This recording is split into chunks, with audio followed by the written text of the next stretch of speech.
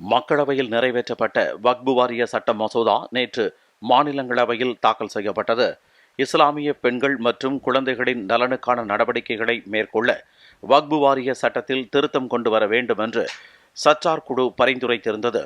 மசோதாவை தாக்கல் செய்த மத்திய சிறுபான்மையினர் நலத்துறை மற்றும் நாடாளுமன்ற விவகாரங்கள் துறை அமைச்சர் கிரண் ரிஜிஜு இந்த சச்சார் குழுவின் பரிந்துரைகளை சுட்டிக்காட்டினார்.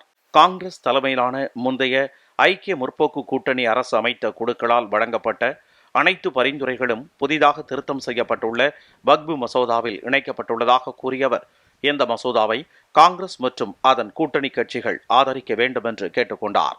இதனைத் தொடர்ந்து மசோதா மீது விவாதம் நடைபெற்றது.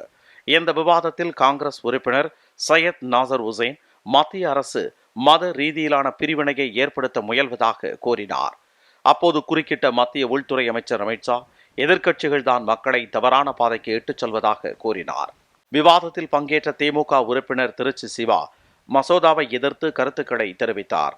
முன்னாள் பிரதமரும் மதசார்பற்ற ஜனதா தள கட்சி தலைவருமான HD தேவகவுடா இந்த மசோதாவை கொண்டு வந்ததற்காக பிரதமரை பாராட்டினார். அதிமுக உறுப்பினர் தம்பிதுரை, வக்பு வாரியங்கள் வக்பு வாரிய கவுன்சிலின் தொகுப்புக்கு மாற்றாக மத்திய அரசு இந்த மசோதாவை கொண்டு வந்துள்ளது என தெரிவித்தார்.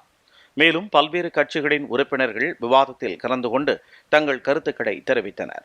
விவாதத்திற்கு பதிலளித்து பேசிய அமைச்சர் கிரண் ரிஜிஜு, இந்த மசோதாவால் கோடிக்கணக்கான ஏழை இஸ்லாமியர்கள் பயனடைவார்கள் என்றும் ஒரு இஸ்லாமியருக்கு கூட பாதிப்பு ஏற்படாது என்றும் கூறினார்.